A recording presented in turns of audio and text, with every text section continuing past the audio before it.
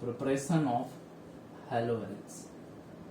अब देखो हैलोवेरिन्स को जब भी प्रिपेयर करते हैं तो हैलोवेरिन्स को प्रिपेयर करने का मतलब, अभी हम हैलोवेरिन्स पढ़ रहे हैं तो मतलब बेंजीन के ऊपर, बेंजीन पे एक्स ग्रुप के बारे में पढ़ रहे हैं, यानी कि ये क्लोरो बेंजीन या बोल सकते हैं हैलो बेंजीन टाइप का डेरिवेटिव है, इसीलिए हैलोवेरिन्स। और हैलोवेरिन्स का वो सिंपल कॉमन नेम से बोले तो हम एराइल हैलाइड बोलते हैं। अगर एल्काइल हैलाइड बोले तो वो एलिफेटिक हो जाएगा, जैसे कहीं पे RX लिखा हुआ है तो RX क्या हो जाएगा, एल्काइल हैलाइड। तो एल्काइल हैलाइड जो हो जाएगा वो एलिफेटिक हो जाएगा, और एराइल हैलाइड जो हो जाएगा वो क्या हो जाएगा, एरोमेटिक हो जाएगा। क्लियर है? तो ये एलिफेटिक है, ये एरोमेटिक है। साथ में क्या है, यहां पे जो कार्बन है, इस कार्बन के हाइब्रिडाइजेशन ध्यान से देखोगे तो sp2 आएगा। कैसे? तो यहाँ पे डबल बॉन्ड, यहाँ पे सिंगल और यहाँ पे सिंगल, तो कार्बन के बीच एक डबल बॉन्ड, एक सिंगल और एक सिंगल। तो कार्बन के डबल बॉन्ड के पास क्या होगा, एक सिग्मा एक पाई, यहाँ पे एक सिग्मा, यहाँ पे एक सिग्मा, तो कितने सिग्मा हो गए, 3 सिग्मा। 3 सिग्मा से हाइब्रिडाइजेशन जो बनेगा वो कितना, sp2। बट यहाँ पे ध्यान से देखोगे तो सारे सिंगल बॉन्ड है, तो यहाँ पे हाइब्रिडाइजेशन sp3। पिछले टाइम भी हमने ये डिस्कस किया था, जो एल्काइल हैलाइड है वो एलिफेटिक कंपाउंड होता है, और उसमें जो हैलोजन से डायरेक्टली कनेक्टेड कार्बन होता है उसका हाइब्रिडाइजेशन कितना होता है, sp3, और इसमें sp2।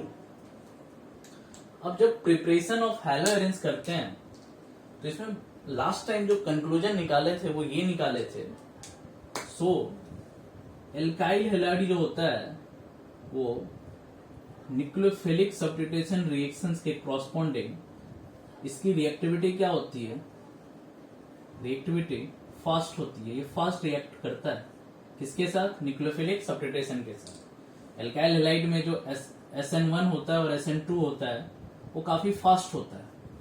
क्यों? क्योंकि ये डायरेक्टली क्या करेगा, ये बॉन्ड को ब्रेक करेगा और X को निकाल के कोई ग्रुप इस पे अटैच कर देगा।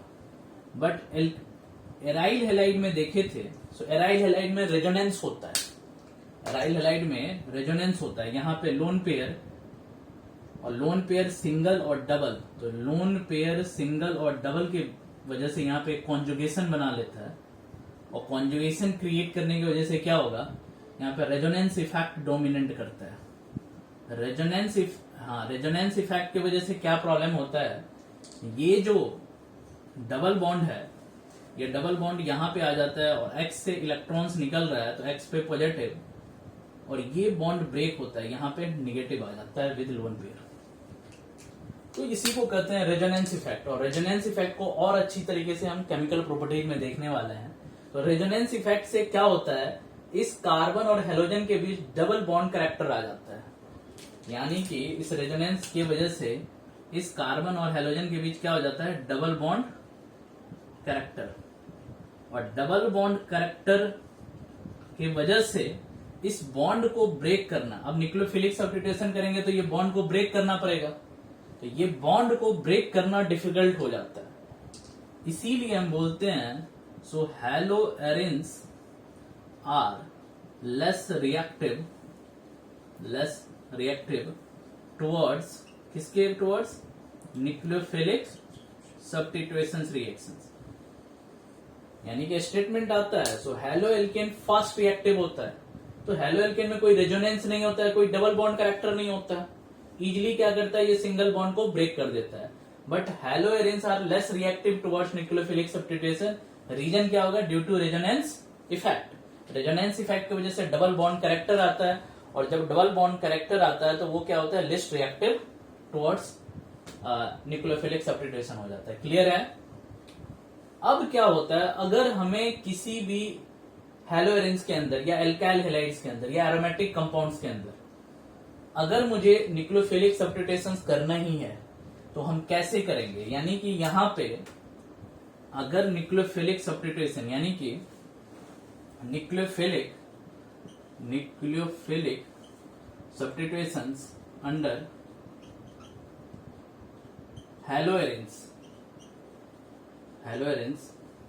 अगर करना है तो वाया सॉल्ट फॉर्मेशन करेंगे। किसके थ्रू करेंगे? Salt formation. हाँ, तो ये सॉल्ट फॉर्मेशन का कंसेप्ट जो है वो एरोमेटिक कंपाउंड्स के लिए ही आता है। सॉल्ट जहां भी फॉर्म होगा वो जनरली एरोमेटिक कंपाउंड के लिए ही हम सॉल्ट फॉर्मेशन करते हैं।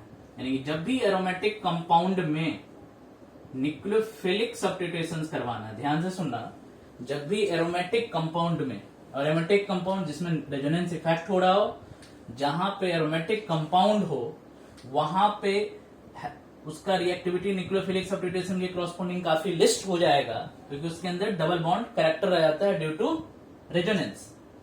तो वहां पे न्यूक्लियोफिलिक सब्स्टिट्यूशन करने के लिए हमें एक अल्टरनेट वे को इन्वेंट करना पड़ता है। अल्टरनेट वे के थ्रू एक अल्टरनेट पाथ को डिजाइन करना पड़ता है। उस अल्टरनेट पाथ को क्या बोलते हैं? Salt formation. समझ में? सॉल्ट फॉर्मेशन यानी कि सॉल्ट फॉर्मेशन करेंगे, फिर सॉल्ट फॉर्मेशन के हेल्प से हम उसमें न्यूक्लियोफिलिक सब्स्टिट्यूशन रिएक्शन करने की कोशिश करेंगे। तो फर्स्टली इस कंसेप्ट को नोट डाउन कर लो। तो जब भी हैलो एरेंज में कभी भी न्यूक्लियोफिलिक सब्स्टिट्यूशन करना है तो वाया एक पाथ हम डेवलप करेंगे, उस पाथ को कहते हैं सॉल्ट फॉर्मेशन। ये बड़ा इंपॉर्टेंट कंसेप्ट रहेगा प्रिपरेशन ऑफ हैलो एरेंज के लिए। तो फर्स्टली आप इसको नोट डाउन कर लो, फिर आगे करते हैं। कंक्लूजन आया, so nucleophilic substitution reactions haloarenes directly नहीं देता है, यानी कि लिस्ट रिएक्टिव होता है। अब लिस्ट रिएक्टिव का रीजन क्या है? सो रेजोनेंस का इफेक्ट होता है। रेजोनेंस इफेक्ट की वजह से क्या होता है? उसके अंदर डीलोकलाइजेशन होता है और डबल बॉन्ड कैरेक्टर आता है। अब इसके अल्टरनेटिव में हमने क्या करना है? सॉल्ट फॉर्मेशन के कंसेप्ट को यूज करना है। तो सॉल्ट फॉर्मेशन क्या है, इसके अकॉर्डिंग कैसे सॉल्ट फॉर्मेशन को हम यूज करेंगे उसको ध्यान से देखो। तो जैसे मान के चलो हमारे पास एक कंपाउंड में ले लेता हूं, जैसे मेरे को दिया हुआ है बेंजीन, ये एक एरोमेटिक कंपाउंड है। दूसरा एरोमेटिक कंपाउंड मेरे को दिया हुआ है OH, इसका नाम बताओ क्या होगा? तीसरा एरोमेटिक कंपाउंड दिया हुआ है मान के चलो मेरे पास NH2, ये तीनों का नाम बताओ क्या होगा? ये बेंजीन दिया हुआ है, ऊपर वाले का नाम तो पता ही है बेंजीन, बीच वाले का नाम बताओ क्या है? बेंजीन के ऊपर OH होता है तो क्या बोलते हैं इसको? हाँ,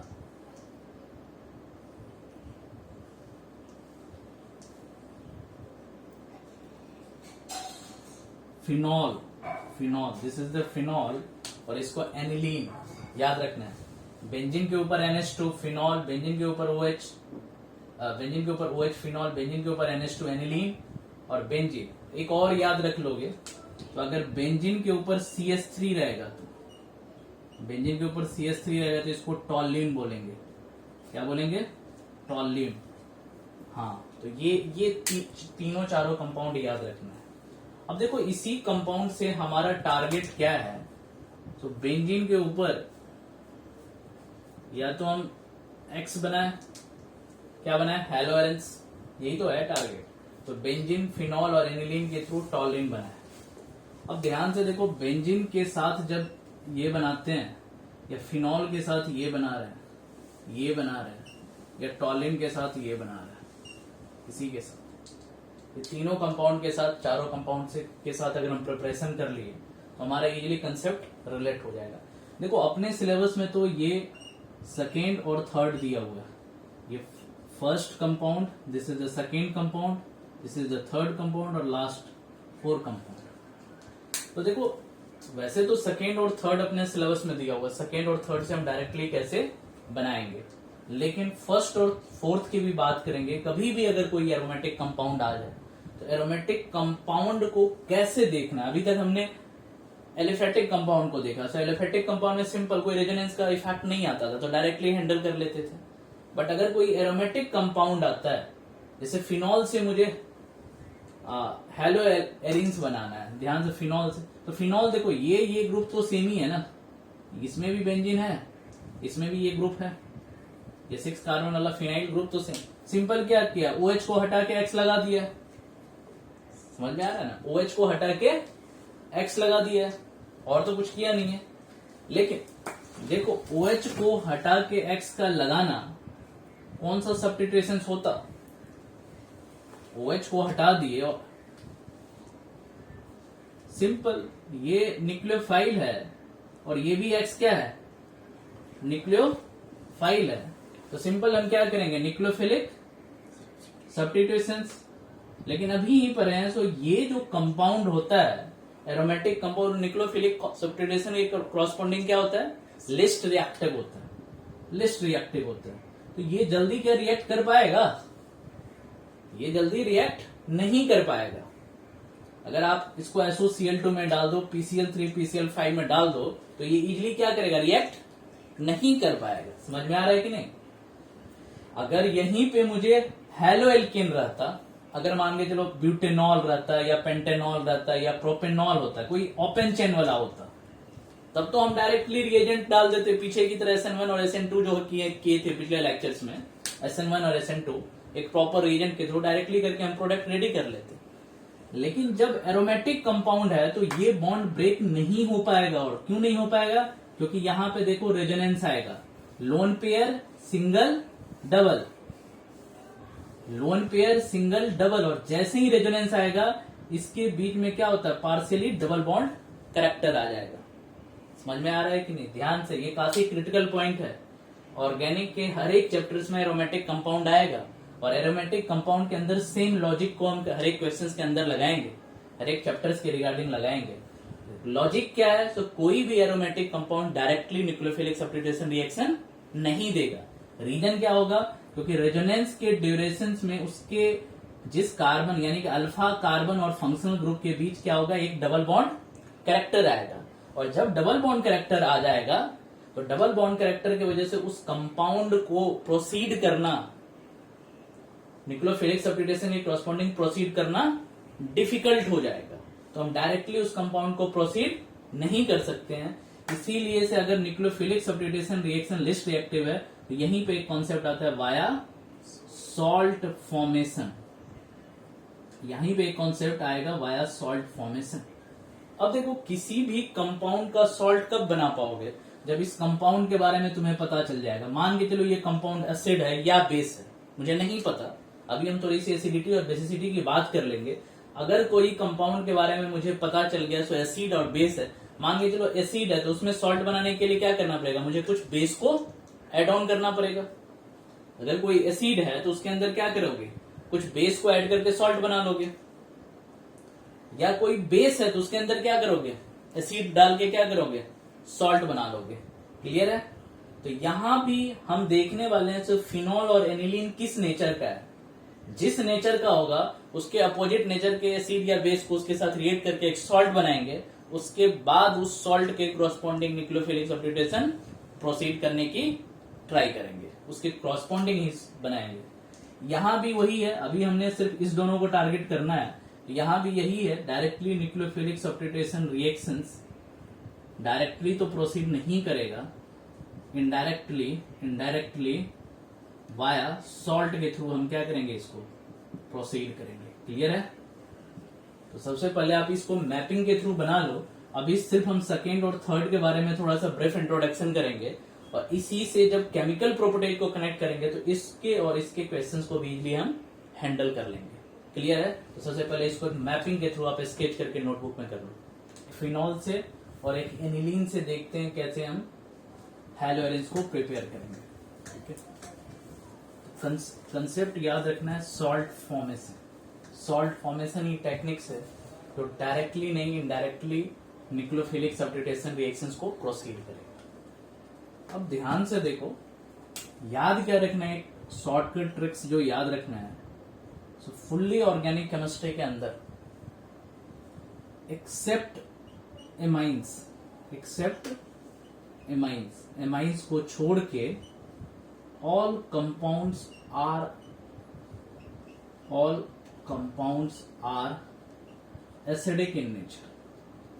सारा कंपाउंड्स क्या हो जाएगा, एसिडिक होगा। सिर्फ एमाइंस को छोड़ के बाकी सारे कंपाउंड्स क्या हो जाएंगे, एसिडिक इन नेचर। यानी कि एमाइंस जो होगा वो थोड़ा क्या होगा, बेसिक नेचर का होगा। ठीक है। एमाइंस को छोड़ के, ये शॉर्टकट ट्रिक याद रखना है। अदरवाइज थोड़ी सी एसिडिटी बेसिसिटी की हम बात करेंगे, जब फिजिकल प्रॉपर्टीज को थोड़ा सा डिटेल में स्टडी करेंगे तो एसिडिटी बेसिसिटी का थोड़ा सा याद होगा, इंडक्टिव में हम बात किए थे। तो इलेक्ट्रॉन डेंसिटी अगर डिक्रीज कर रहा होता है एसिडिक कैरेक्टर बढ़ता है, अगर इलेक्ट्रॉन डेंसिटी इंक्रीज कर रहा है तो बेसिक कैरेक्टर बढ़ता है। समझ में आ रहा है ना? जैसे किसी रिंग पे मान के चलो इलेक्ट्रॉन डेंसिटी बढ़ रहा है, तो इलेक्ट्रॉन डेंसिटी का बढ़ना मतलब एसिडिक का घटना। क्यों? एसिडिक क्या करता है? एसिडिक क्या होता है बताओ? एसिडिक प्रोटोन डोनर होता है कि प्रोटोन एक्सेप्टर होता है? H पॉजिटिव, हाँ H पॉजिटिव आयन रिलीज होता है, तो H पॉजिटिव को ही हम प्रोटोन बोलेंगे कि नहीं बोलेंगे? H के पास एक इलेक्ट्रॉन्स होता है और एक प्रोटॉन्स होता है। अब इस पे केटाइन लग गया, मतलब इसने इलेक्ट्रॉन्स को रिलीज कर दिया। और एसिडिक होता ही है जो प्रोटोन क्या हो, डोनर हो। क्लियर है? तो प्रोटोन डोनर कौन करेगा? जिसपे इलेक्ट्रॉन की डेंसिटी क्या होगी, कम होगी। समझ में आ रहा है ना? इलेक्ट्रॉन डेंसिटी कम होगा तभी तो वो पॉजिटिव कैरेक्टर क्या होगा, ज्यादा होगा। इसीलिए हम कहते हैं सो इलेक्ट्रॉन डेंसिटी डिक्रीजेज, मतलब उसके क्रॉसपोंडिंग इलेक्ट्रॉन विड्रॉइंग ग्रुप लगा होगा। यानी उस रिंग पे इलेक्ट्रॉन विड्रॉइंग क्या होता है? जैसे मान के चलो बेंजीन है, बेंजीन के साथ अगर OH लगा है तो बेंजीन और फिनॉल में which is more acidic, first या सेकेंड? कौन सा ज्यादा एसिडिक होगा?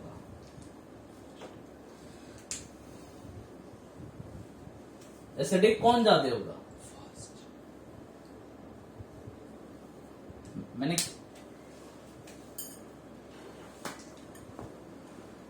नहीं, ये कैसे होगा? OH क्या कर रहा है यहाँ पे, खींच रहा है कि नहीं खींच रहा है? तो खींच रहा है तो इलेक्ट्रॉन विड्रॉइंग ग्रुप है कि नहीं?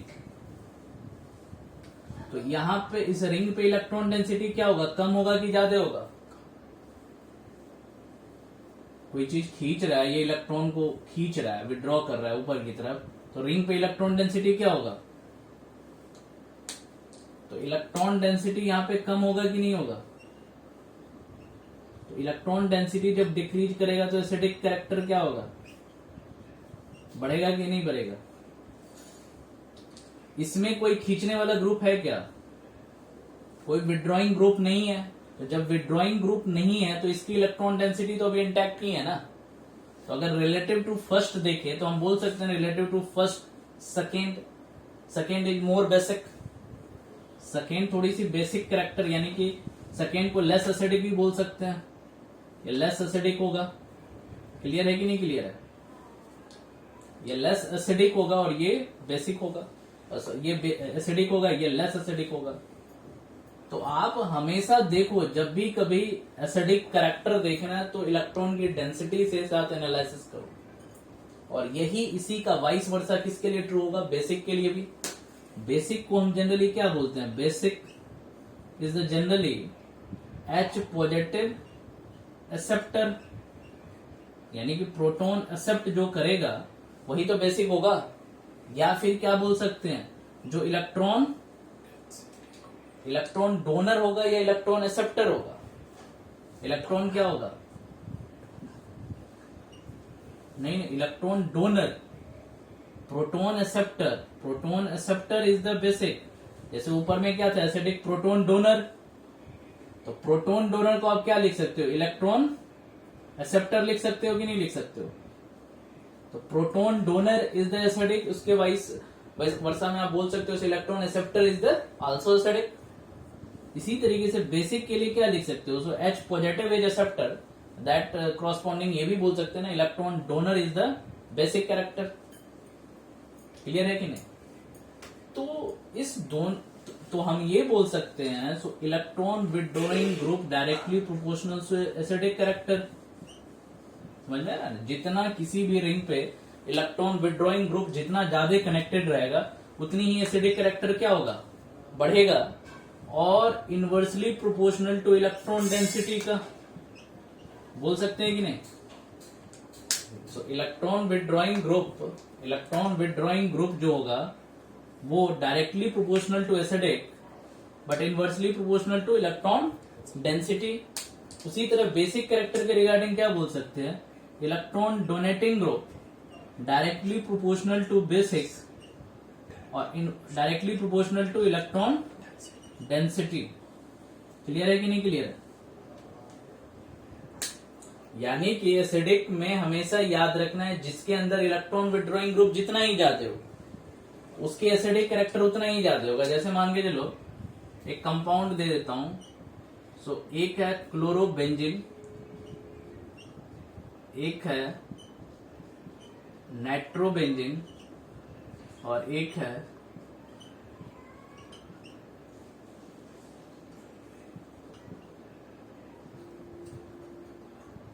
To four six nitrophenol. ये फिनॉल हो गया, ये फर्स्ट है, ये सेकेंड है और ये थर्ड है। क्वेश्चन पूछेगा फर्स्ट सेकेंड थर्ड में से which is more acidic. Question ये है विच इज मोर एसिडिक। तो बताओ सबसे ज्यादा, हाँ सबसे ज्यादा कौन एसिडिक होगा, फर्स्ट सेकेंड या थर्ड? कौन सा एसिडिक ज्यादा होगा?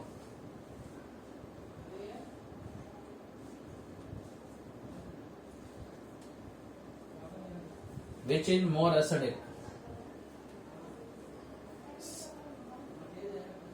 सबसे ज्यादा डोनेट नहीं कर रहा है, विड्रॉ कर रहा है। ये सारे ग्रुप क्या है, विड्रॉइंग ग्रुप है। तो जब तो electron withdrawing group directly proportional to acidic, इसलिए सबसे ज्यादा क्या हो जाएगा, थर्ड, उसके बाद सेकेंड, उसके बाद फर्स्ट। अब थर्ड और थर्ड में तो सबसे ज्यादा इलेक्ट्रॉन विड्रॉइंग था, सेकेंड और फर्स्ट में तो एक ही एक करके ही है ना, इसमें भी एक ग्रुप है, इसमें भी एक ग्रुप है। लेकिन नाइट्रो ग्रुप का इलेक्ट्रॉन विड्रॉइंग यानी -I Cl ग्रुप से क्या होता है, ज्यादा होता है। हाँ, तो नाइट्रो ग्रुप का ज्यादा होता है तो ये ज्यादा इलेक्ट्रॉन डेंसिटी को कम करेगा। यानी कि -I का ऑर्डर देखे तो NO2 का ज्यादा होता है किससे, Cl से। क्लियर है कि नहीं क्लियर है? इसी वजह से ये एसिडिक कैरेक्टर का ऑर्डर होता है। तो इसको थोड़ा सा ब्रीफ इंट्रोडक्शन बेसिक के लिए बड़ा इंपॉर्टेंट रहेगा। सो कभी भी ऑर्गेनिक में एसिडिक और बेसिक की बात हुए तो कम से कम इतना कॉन्सेप्ट तो पता होना ही चाहिए। इसी बेसिस पे थोड़ा सॉल्ट का हम कॉन्सेप्ट को रियलाइज करेंगे। इसको थोड़ा सा आप नोट डाउन कर लो, इसके बाद आगे के लेक्चर्स हम कंटिन्यू करते हैं। पहले इसको नोट डाउन कर लो। था एसिडिटी वर्सेस बेसिसिटी का।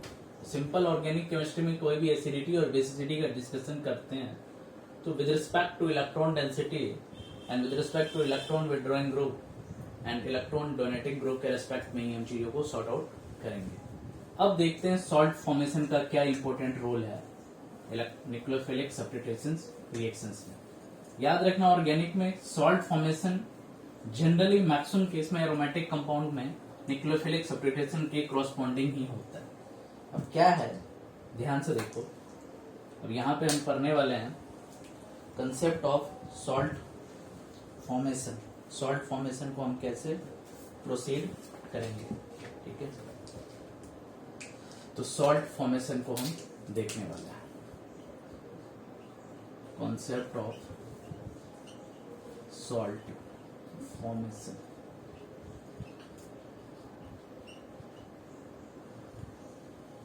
इसी को बोलेंगे indirect pathway of nucleophilic substitutions in hello arenes. यानी कि कभी हेलो एरिन्स में इनडायरेक्टली न्यूक्लियोफिलिक सब्स्टिट्यूशंस करना है तो हमें सॉल्ट फॉर्मेशन को यूज में रखना पड़ेगा। अब ध्यान से समझते हैं सॉल्ट फॉर्मेशन को कैसे हम इसको यूटिलाइज करते हैं। जैसे कभी हमें क्लोरोबेंजीन दिया हुआ है, सपोज दैट एक कंपाउंड लेते हैं क्लोरोबेंजीन। तो क्लोरोबेंजीन में ध्यान से देखो, ये Cl है और हमें कह रहा है क्लोरोबेंजीन से फिनॉल बना के दिखाओ, कन्वर्ट करके दिखाओ। क्वेश्चन दिया हुआ है, सो क्वेश्चन दिया हुआ है आपको, so convert chlorobenzene to phenol, ये क्वेश्चन दिया हुआ सिंपल, ध्यान से देखो, बड़ा इंटरेस्टिंग क्वेश्चन है। अब क्लोरोबेंजीन से फिनॉल में अगर कोई सिंपली बात करे तो वो क्या करेगा, इस Cl को हटाना है और OH को लगाना है। Cl negative, OH negative, simply क्या है, न्यूक्लियोफिलिक सब्स्टिट्यूशंस। और न्यूक्लियोफिलिक सब्स्टिट्यूशंस के लिए उसने रिएजेंट जो यूज करना है वो एक्वस NaOH यूज कर लेगा और डायरेक्टली OHCl को हटा देगा। लेकिन ध्यान से इस पे रिलेट करके बताओ, क्या डायरेक्टली OH निगेटिव Cl को रिलीज कर पाएगा? क्या डायरेक्टली OH निगेटिव आके Cl को रिप्लेस कर पाएगा? नहीं कर पाएगा। क्यों नहीं कर पाएगा? क्योंकि यहां पे कॉन्जुगेशन है, लोन पेयर सिंगल डबल का कॉन्जुगेशन है, लोन पेयर सिंगल डबल, और इसकी वजह से ये क्या करेगा, रेजोनेंस बना करके इसके बीच में क्या होगा, पार्शियली डबल बॉन्ड करैक्टर को जनरेट करेगा, यानी कि यहां पे डबल बॉन्ड आ जाएगा, जिसके वजह से, और पढ़े भी है सो, जो एरोमेटिक कंपाउंड होता है वो न्यूक्लियोफिलिक सब्स्टिट्यूशन के क्रॉसपोंडिंग क्या होता है, लिस्ट रिएक्टिव होता है। तो ये डायरेक्टली नहीं दे पाएगा, तो डायरेक्टली नहीं दे पाएगा तो हमारे पास एक वे है जिसको कहते हैं सॉल्ट फॉर्मेशन। अब ध्यान से देखो, ये जो क्लोरोबेंजीन है, ये क्लोरोबेंजीन क्या लगता है, एसिडिक होगा कि बेसिक होगा? अभी मैं बताया था, एक कंपाउंड को छोड़ के बाकी सारे कंपाउंड क्या होते हैं, एसिडिक नेचर के। वो कौन सा कंपाउंड था ऑर्गेनिक, जिसमें बेस ऑर्गेनिक का कौन सा कंपाउंड है जो थोड़ा सा बेसिक नेचर का है, बताओ? ऊपर में लिखाया हूं, SCT में लिखाया हूं, एक कंपाउंड लिखाया हूं, सो एक्सेप्ट क्या लिखाया, एसिडिटी बेसिडिटी के टॉप पे देखो एक पॉइंट लिखाया हूं SCT करके, शॉर्टकट ट्रिक। एक्सेप्ट एमाइंस क्या लिखा है, पढ़ो लाइंस को।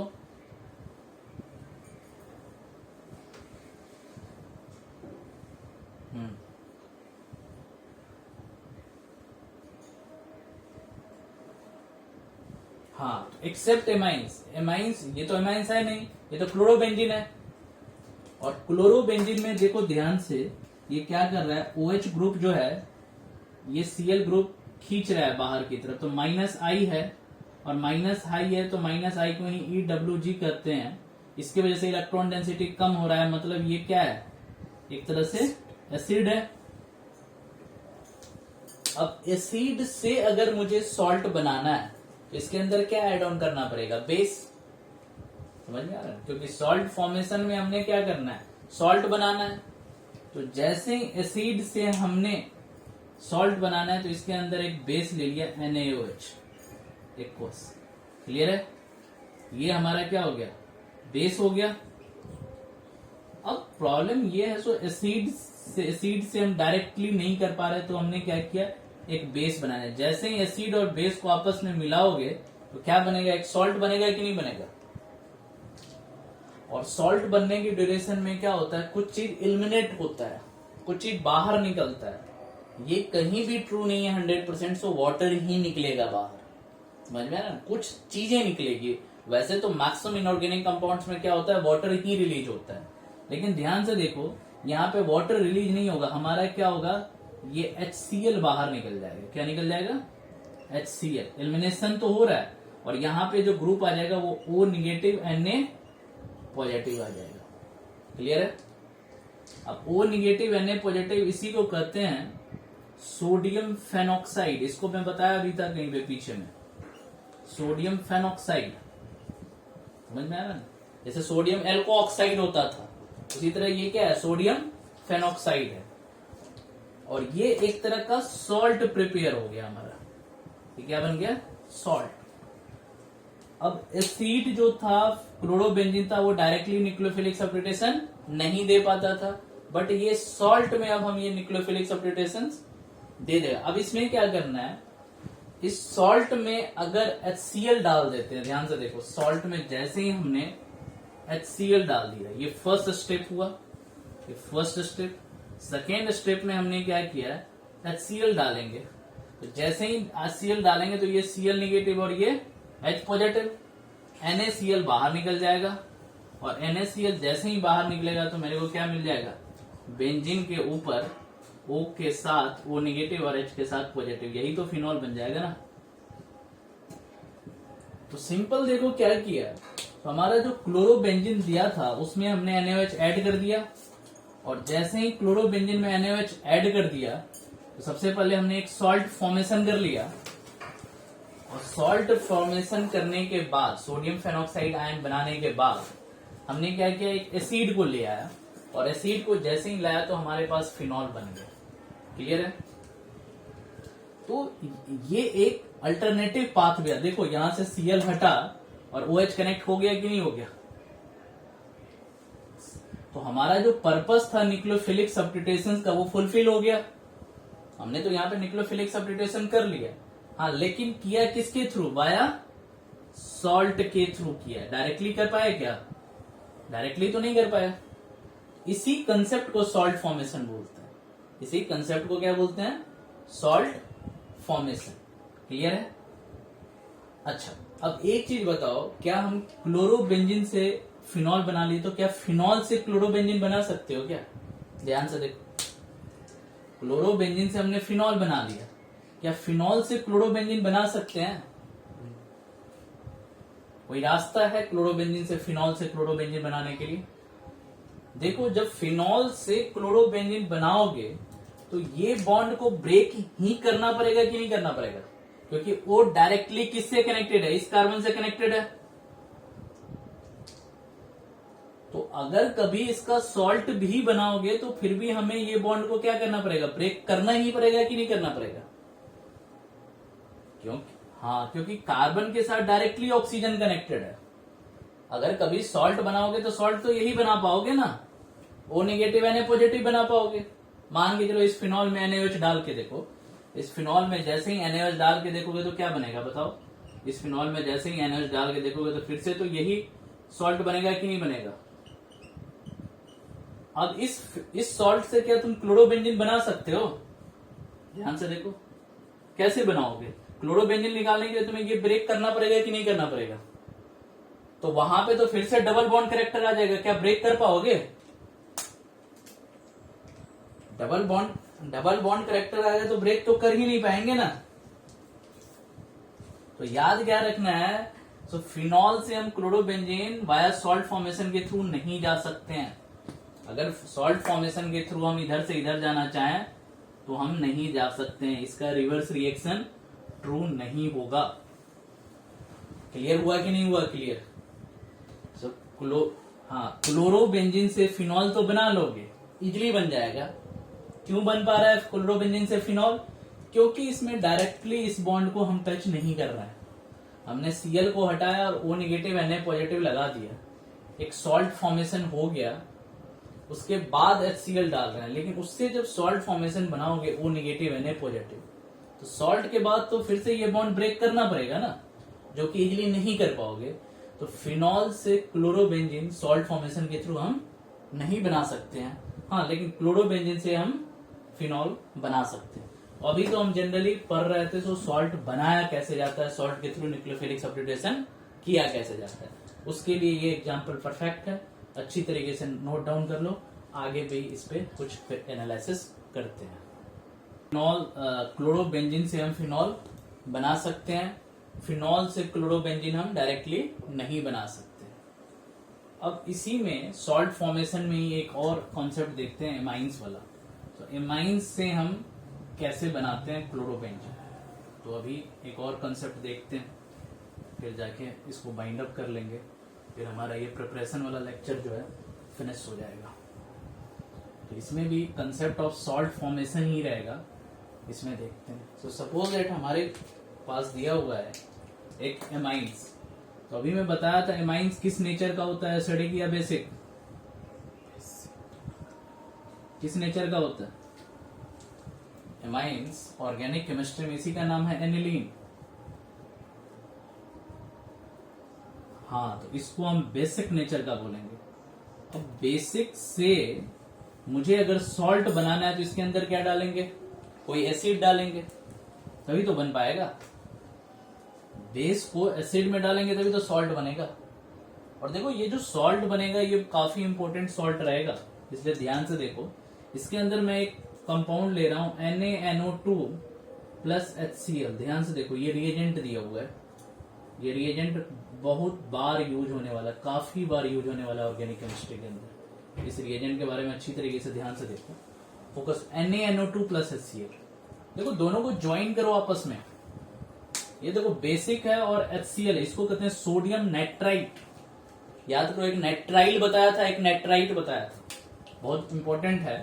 नाइट्राइल जो होता है वो साइनाइड को बोलते हैं, इसको क्या बोलते हैं? नाइट्राइल। और NO2 को क्या बोलते हैं? नाइट्राइट। क्लियर है? तो NaNO2 को हम बोलेंगे सोडियम नाइट्राइट। और ये देखो एसिड है, इस एसिड को तो जानते ही हो, हाइड्रोक्लोरिक एसिड है। ठीक है, तो देखो बेस को सोडियम नाइट्राइट किस तरह का, थोड़ा सॉल्टी नेचर को, तो दोनों को जब रिएक्ट करोगे तो यहां से नाइट्रस एसिड बन जाएगा। देखो इसका H, इसका NO2 क्या बन जाएगा? HNO2।